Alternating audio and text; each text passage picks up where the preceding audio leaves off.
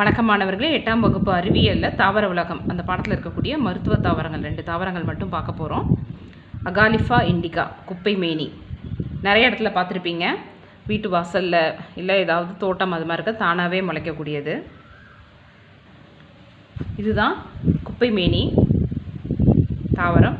இதனோட இலைகளை அரைச்சி தீக்காயத்து மேலே போட்டால் அந்த தீக்காயம் சீக்கிரமாக ஆறிடும். நெல்லி பிளாந்தஸ் அமாரஸ் அப்படின்றத கீழா நெல்லி.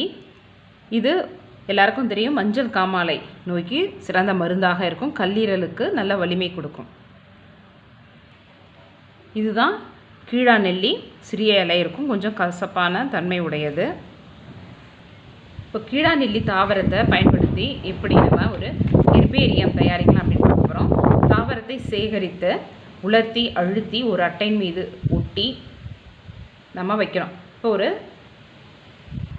இதுதான் கீழா நெல்லி தாவரம். இது எதாவது ஒரு நோட்டில் வச்சு அந்த நோட்டு மேலே நல்ல ஒரு வெயிட், ஒரு பெட்டி அது மாதிரி வச்சிடணும். ஒரு 4-5 நாள் வச்சு கழித்து ஒரு பேப்பரில் எடுத்து ஹெர்பேரியம் மாதிரி செய்யலாம். இப்போ ஹெர்பேரியம் மாதிரி செஞ்சதை பார்ப்போம். குப்பை மேனி அகாலிஃபா இண்டிகா. இதை ஒரு 5 நாள் ஒரு புக்கில் வச்சு ஒரு வெயிட் அது மேலே வைக்கிறோம். வச்சதுக்கப்புறம் பார்த்தோம்னா இது நல்லா காஞ்சிடும். காஞ்சதுக்கப்புறம் இது மாதிரி தயாரிக்கக்கூடியது தான் ஹெர்பேரியம். வேப்ப இலை, துளசி,